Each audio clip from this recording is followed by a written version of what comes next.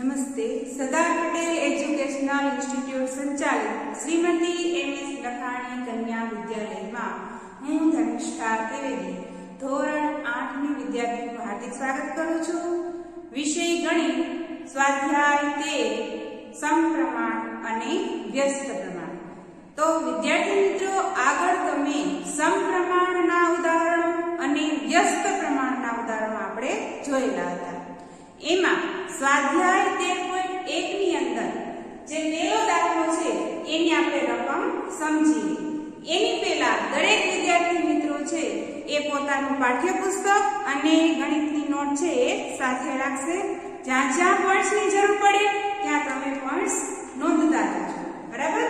તો હવે સૌથી પહેલા પહેલો દાખલો ધ્યાનથી દાખલો ગણજો, સમજજો, જેથી કરીને તમને આવડશે। દાખલા બધા સહેલા છે, બરાબર?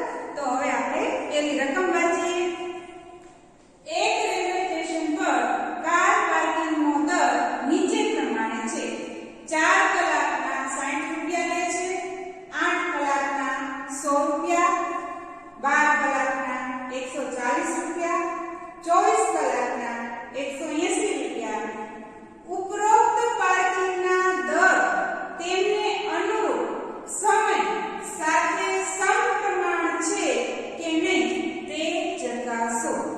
તમને જે સમય પ્રમાણે કાર પાર્કિંગનો દર નક્કી કરવામાં આવ્યો છે દાખલાની અંદર, એ દર સમયની સાથે અનુરૂપ છે કે નહીં એ માટે આપણે અહીંયા જવાબ દાખલા ગણવાના છે। પણ સૌથી પહેલા સમપ્રમાણ એટલે શું? તો કે જે બે રાશિ હોય છે, બે રાશિમાં એક રાશિ વધે તો બીજી રાશિમાં પણ વધારો, એક રાશિ ઘટે તો બીજી રાશિમાં પણ ઘટાડો। આ રીતે આપણે સમપ્રમાણની અંદર શીખી ગયા હતા। બીજું કે સમપ્રમાણની અંદર જે ગુણોત્તર આવે છે, જે જવાબ આવે છે, એમાં જે અંશ અને છેદ હતા એ કેવા હતા? સરખા હતા। અંશ અને છેદ દરેક રાશિની અંદર સરખા આવતા હતા। તો અત્યારે જે આ દાખલો છે એ સમપ્રમાણ છે કે નહીં તે ચકાસવા માટે દર ને અનુરૂપ સમય, એટલે દરેક જે સમય આપ્યા છે એને આપણે પહેલા શું શોધી લેશું? ગુણોત્તર શોધી લેશું। અને ગુણોત્તર જો ચારે ચારના સરખા આવ્યા તો આ દાખલો એટલે કે રેલવે સ્ટેશન પર કાર પાર્કિંગનો દર છે એ સમયને અનુરૂપ છે। પરંતુ જો ગુણોત્તર એટલે કે અંશ અને છેદ વાળો જે જવાબ છે એ અલગ અલગ રીતે આવેલા તો આ દાખલામાં જે કાર પાર્કિંગ જે છે રેલવે સ્ટેશન ઉપર એનો દર સમયને અનુરૂપ નથી એવું આપણે કહેશું। તો સૌપ્રથમ એક વાક્ય નીચે પેલા વાંચી લો। મેં તમને પહેલા કીધું પહેલી રકમ છે એ અંશમાં અને છેલ્લી રકમ છે એ છેદમાં। તો નીચે વાંચો છે પાર્કિંગના દર તેમને અનુરૂપ, દર એટલે શું થશે? રૂપિયા, કિંમત, બરાબર? અને તેમને અનુરૂપ સમય, સમય એટલે 4 કલાક 8 કલાક એ સમયની અંદર લખવાનું। તો અંશમાં શું આવશે? દર। તો અહીંયા પેલા જવાબમાં લખી નાખવાનું અહીં પાર્કિંગનો દર અને તેને અનુરૂપ સમય સાથેનો ગુણોત્તર નીચે પ્રમાણે છે। તો આપણે કોષ્ટક પ્રમાણે આપણે દાખલો ગણી લઈએ। પાર્કિંગનો સમય, કાર પાર્કિંગનો દર અને તેને અનુરૂપ સમય। તો સૌથી પહેલા સમય જોઈ લઈએ। 4 કલાક એમાં દર કેટલો છે? તો કે 60 રૂપિયા। પછી 8 કલાક એનો સમય, એનો રૂપિયા છે 100 રૂપિયા। ત્યાર પછી 12 કલાકના 140 રૂપિયા અને 24 કલાકના 180 દાખલામાં જે રીતે હતું એ રીતે જ કોષ્ટક બનાવેલું છે। પણ હવે જ્યારે ગુણોત્તર શોધીએ ત્યારે આપણે શું પેલા લખશું? પાર્કિંગનો દર, દર એટલે રૂપિયા। એટલે સૌથી પહેલા દાખલામાં 60 અને છેદમાં સમય, સમય આવે છે 4, એનો જવાબ આપણે બાજુમાં લખશું। ત્યાર પછી બીજું 100 ના છેદમાં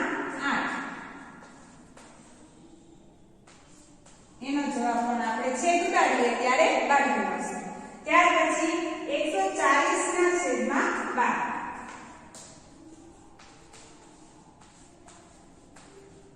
અને ચોથું 180/24.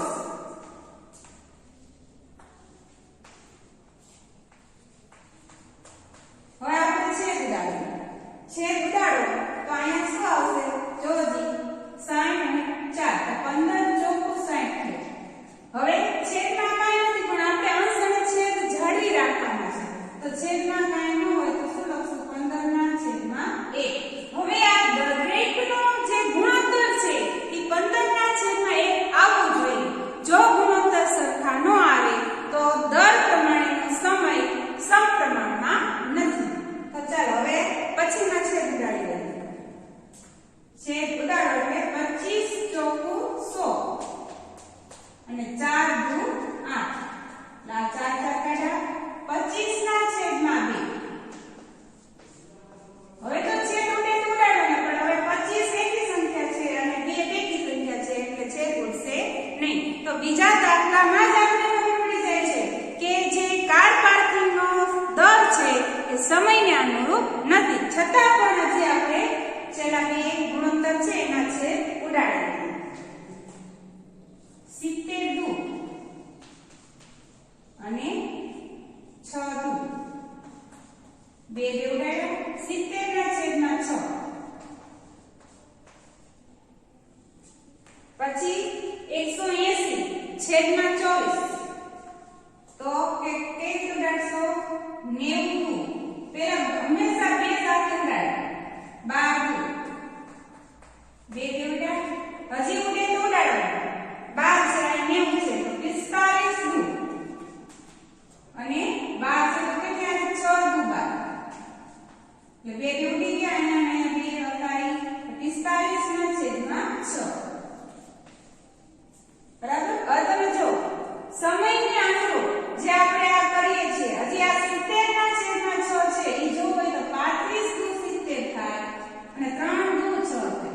તો 35/3 આવે. છેદ ઉડે ત્યાં સુધી ઉડાડી દેવાનું. આપણે અગાઉ સમજૂતી આપી એમાં કીધેલું છે કે ગુણોત્તર હંમેશા સૌથી નાના સ્વરૂપમાં જો એટલે કે અતિ સંક્ષિપ્ત રૂપમાં જ દાખલો એનો જવાબ લખવાનો. એટલે કે જ્યાં સુધી છેદ ઉડે ત્યાં સુધી છેદ ઉડાડી અને જવાબ છે એ મૂકી દેવાનો. પછી છેલ્લે જ્યારે જવાબ છેદ ન ઉડે ત્યારે આપણે એમના મૂકી દેવાના. તમે જોવો 15/1, 25/2, 35/3 અને 45/6.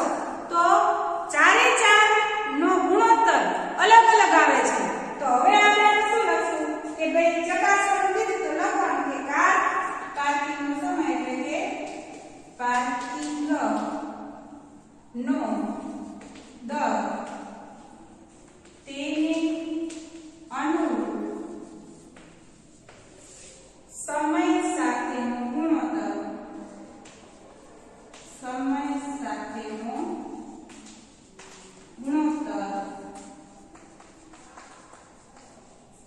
સમાન નથી.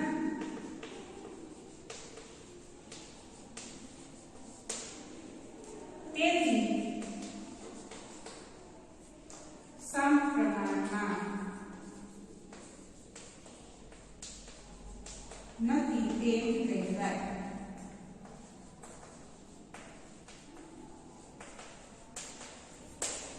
બરાબર?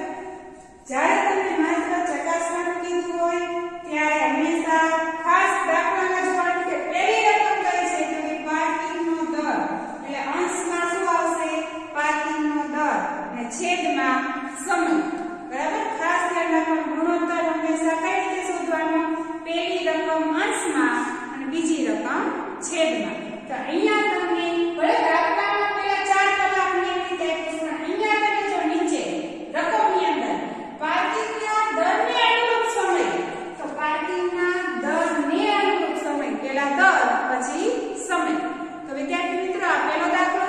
હવે આપણે બીજો દાખલો જોઈએ.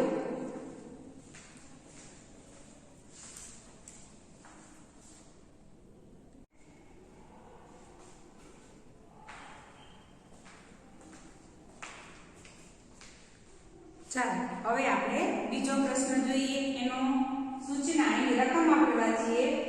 એક રંગના મૂળ મિશ્રણના 8 ભાગમાં એક ભાગ લાલ રંગ મેળવીને મિશ્રણ તૈયાર કરે છે. નીચેના કોષ્ટકમાં મૂળ મિશ્રણનો ભાગ શોધો. શું કીધું છે અહીંયા? 8 ભાગમાંથી એક ભાગ લાલ રંગનો છે. એમાં ઉમેરવામાં આવે છે, મિશ્રણ કરવામાં આવે છે. તો નીચેના પ્રમાણેનું જે કોષ્ટક છે એમાં કયો કયો મૂળ મિશ્રણ છે, કેટલાનો ભાગ છે ઉમેરવામાં આવશે એ આપણે શોધવાનું છે. આ કોષ્ટક આપેલું છે લાલ રંગ મૂળ મિશ્રણ. જ્યારે લાલ રંગ એક ભાગ હોય ત્યારે મૂળ મિશ્રણનો કેટલાનો હોય? 8નો. જ્યારે લાલ રંગ 4 ભાગ હોય ત્યારે મૂળ મિશ્રણનો કેટલો? 7 ભાગ લાલ રંગના હોય ત્યારે મૂળ મિશ્રણના કેટલા? અહીંયા જે ડેશ આપેલા છે એ આપણે શોધવાના છે. હવે તમે વિદ્યાર્થી મિત્રો તમે જોવો છો કે ભાઈ લાલ રંગનો એક ભાગ હોય ત્યારે મૂળ મિશ્રણ 8. તો લાલ રંગ 4 ભાગમાં હોય તો મૂળ મિશ્રણ કેવું થાય? ઉમેરવામાં આવે કે ઘટાડવામાં આવે? ઉમેરવામાં આવે. શું કામ? જેમ જેમ લાલ રંગના ભાગ વધતા જાય છે, જો એની રાશિ તમે જો 1 4 7 12 અને 20, જેમ જેમ રાશિ વધતી જાય એના મિશ્રણમાં પણ વધારો કરવો પડે તો જ મિશ્રણ છે એ બરાબર કહેવાય. તો હવે તમે વિચારો આ દાખલો છે એ કયો પ્રમાણ છે? સમપ્રમાણ કે વ્યસ્ત પ્રમાણ? તો એની વ્યાખ્યા યાદ કરો કે ભાઈ સમપ્રમાણ કોને કહેવાય? તો કે બે રાશિ આપેલી હોય, અહીંયા બે રાશિ કઈ છે? લાલ રંગ અને મૂળ મિશ્રણની. તો એક રાશિમાં વધારો થાય તો બીજી રાશિમાં શું થવો જોઈએ?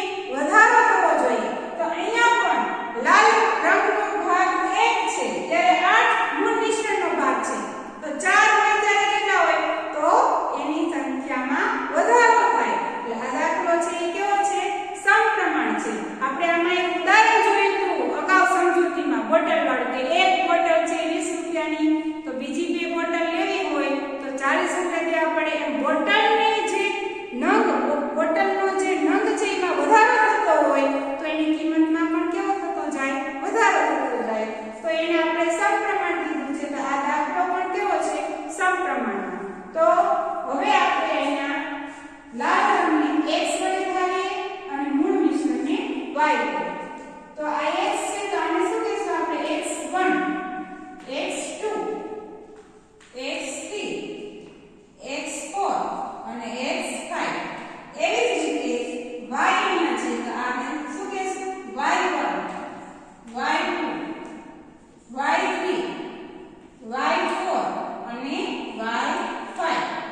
હવે તમે જો તમારે શું શોધવાનું છે? y2 શોધવાનું, y3 y4 અને y5.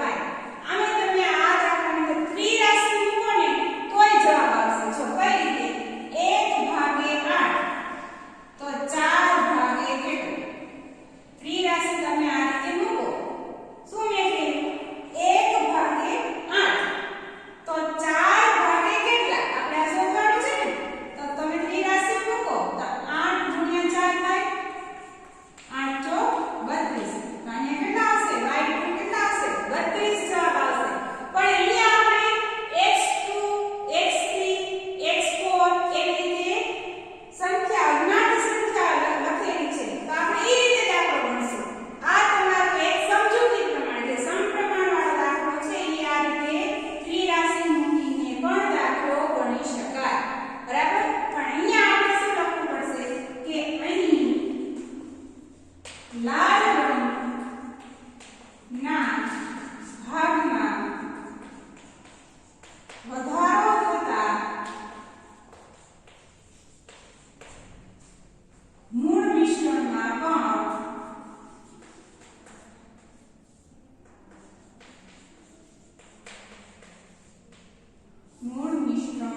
પણ વધારો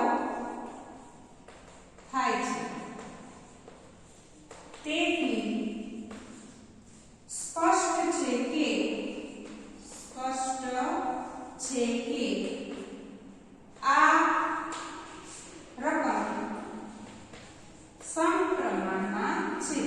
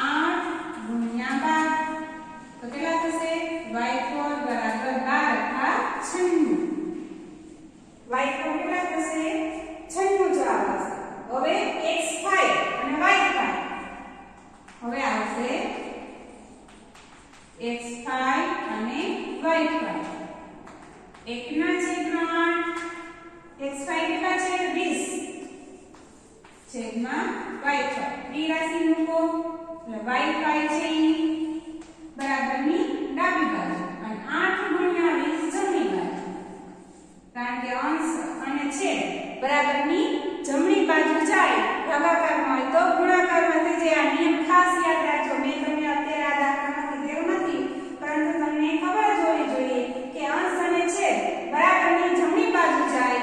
છેદ હોય તો ગુણાકારમાં વયો જાય એટલે કે ભાગાકાર હોય તો ગુણાકારમાં થઈ જાય અને ગુણાકાર હોય તો ભાગાકારમાં થઈ જાય. ચલો y5 કેટલું થશે 2 * 16 પાછળ નહીં કારણ કે આ 20 છે એટલા માટે તો y5 મળી ગયું y4 મળી ગયું y3 મળી ગયું y2 મળી ગયું. તમારે કોષ્ટકમાં લખવાનું છે. આનું આ કોષ્ટક છે તમારે અહીંયા લખી કાઢવાનું બરાબર. ત્યાં તમારે આ જ કોષ્ટક લખી કાઢવાનું. જ્યાં જવાબ ગોતવાનો હતો શોધવાનો હતો ત્યાં તમારે આ જવાબ આપણે લીધેલા છે એ લખી નાખવાનો. ફરીવાર સમપ્રમાણમાં દાખલો છે. સમપ્રમાણ હોય ત્યારે આવી રીતે બધાની રાશિ કેવી હશે બધાનો ગુણોત્તર સરખો જ હશે.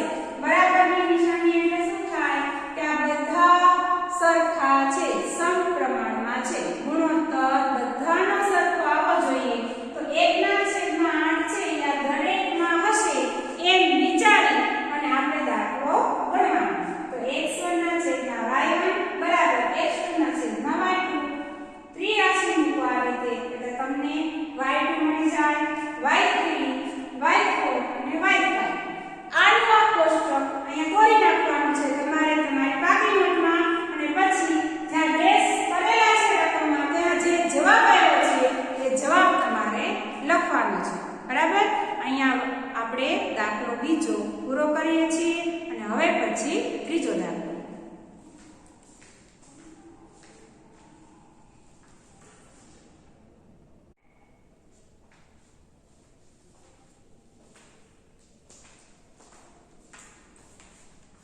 ચાલો હવે આપણે ત્રીજો દાખલો જોઈએ. રકમ વાંચો. પ્રશ્ન 2 માં જો લાલ રંગના પદાર્થના એક ભાગ માટે 75 મિલી મૂળ મિશ્રણ જોઈએ તો 1800 મિલી મૂળ મિશ્રણમાં કેટલા ભાગનો લાલ રંગનો પદાર્થ જોઈશે. સૌથી પહેલા તમારી પાસે પાઠ્યપુસ્તક ખુલ્લું જ હશે બરાબર ને. કેમ કે મિસે જે સૂચના આપેલી છે પાઠ્યપુસ્તક સાથે રાખવાનું અને જે રકમ હું વાંચું છું એ રકમમાં તમારે ધ્યાન દેવાનું. હવે અહીંયા પ્રશ્ન બીજો બોર્ડ ઉપર નથી પણ તમારા પાઠ્યપુસ્તકમાં આપેલો છે તેમાં તમે નજર કરો તો એમાં x1 અને y1 1/8 હતું બરાબર ને. એમાં મૂળ મિશ્રણ છે એ 8મા ભાગનું હતું પરંતુ અહીંયા પ્રશ્ન 2 ની અંદર મૂળ મિશ્રણ હવે કેટલા થઈ જાય છે 75 મિલી થઈ જાય છે. કેટલા 75 મિલી. તો એની અંદર 75 મિલી હોય પરંતુ આ દાખલામાં મૂળ મિશ્રણ આપી દીધું છે અને લાલ રંગનો પદાર્થ કેટલો હોવો જોઈએ એ આપણે આમાં શોધવાનું છે. તો સૌથી પહેલા પ્રશ્ન 2 એનો દાખલો જોવો એની સમજૂતી જોવો. તો પ્રશ્ન 2 છે એ કયું પ્રમાણ છે તો કે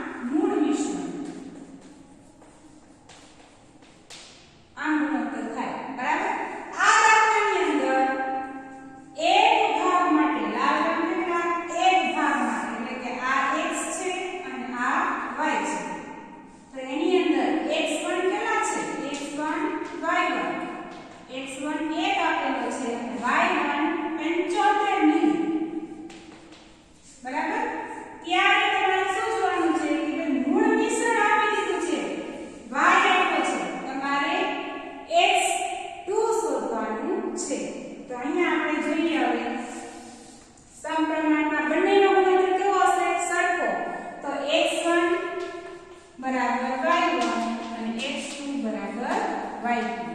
x1 કેટલા તો કે 1, y1 આ દાખલામાં પછી લેવાનું 75.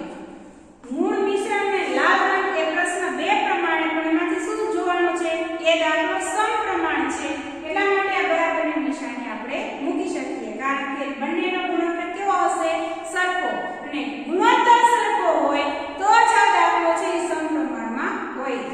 તો 1/75 બરાબર x2 y2 કેટલા આપ્યા છે? 1800 મિલી મૂળ મિશ્રણ. તો અહીંયા કેટલા લખશો? 1800 બરાબર. ત્રિરાશિ મૂકો, એમાં 1800 ની સાથે 1 આવે છે, એટલે 1800 ગુણ્યા 1 અને છેદમાં 75 બરાબર x2 એમના. બરાબર x2 એમના. છેદ ઉડાડો એટલે 75 ગુણ્યા 24 કરશો એટલે તમારે 1800 જવાબ આવશે. તો x2 બરાબર 24. અને x2 કોણ હતું? તો કે લાલ રંગનો પદાર્થ આપણે શોધવાનો હતો, એટલે x2 છે એ લાલ રંગનો પદાર્થ છે. લખવાનું આમ લાલ રંગનો પદાર્થ, લાલ રંગના પદાર્થનો ભાગ 24 હશે. આ રીતે દાખલો જોવાનો. તમારે પેપરમાં આ રીતે એક જ રાશિ શોધવાની હશે. આગળના જે બે દાખલા જોયા એમાં 5 x1 y1 x2 y2 x3 y3 એવો તમારે જ્યારે માર્કિંગ પ્રમાણે એટલે કે 4 માર્કનો દાખલો હોય કે 5 માર્કનો દાખલો હોય તો એ તમને જાજા બધા દાખલા એક જ દાખલાની અંદર પૂછી શકાય. પરંતુ આ જે દાખલો છે એ માત્ર 2 અથવા તો 2.5 અથવા તો 3 માર્કની અંદર જ પૂછાશે. એટલે તમે આ જે દાખલો તમે જોયો એવો જ દાખલો ચોથો દાખલો છે જે તમારે હોમવર્કમાં ત્રીજા દાખલાને જોઈને કરવાનો છે. તમે કરશો એટલે આવડશે. અને ગણિતની અંદર માત્ર વિડિયો જોઈ લેવાથી દાખલા આવડશે નહીં. દાખલાને પાકી નોટમાં લખી નાખવાથી પણ દાખલા આવડશે નહીં. PDF ફાઇલ આપણે મોકલીએ છીએ, એ PDF ફાઇલમાંથી જોઈને દાખલા લખી નાખશો તો પણ દાખલા આવડશે નહીં. બરાબર. ગણિત વિષય એ રીતે છે કે તમારે જે દાખલાનું વિડિયોમાં મહાવરો કરેલો છે એવો જ મહાવરો ફરીવાર રફ નોટમાં કરશો તો જ તમને ગણિતના જેટલા દાખલા છે ઈઝીલી આવડશે. પરંતુ પ્રેક્ટિસ વાળા પેપર હંમેશા એના માટે મહાવરો કરવો પડે અને કરવો જ પડે તો જ તમને ગણિત છે એમાં તમારે ધારો તો 100 માર્ક તમે લઈ શકો. નહીં તો માત્ર દાખલા વાંચવાથી દાખલા આવડતા નથી. ઘણા વિદ્યાર્થી મિત્રો મેં જોયેલા છે દાખલા વાંચે છે, વાંચવાથી દાખલા આવડે નહીં. એના માટે તમારે પ્રેક્ટિસ જરૂરી છે. પાકી નોટમાં લખાઈ જાય એટલે ફરીવાર રફ નોટમાં લખી નાખો.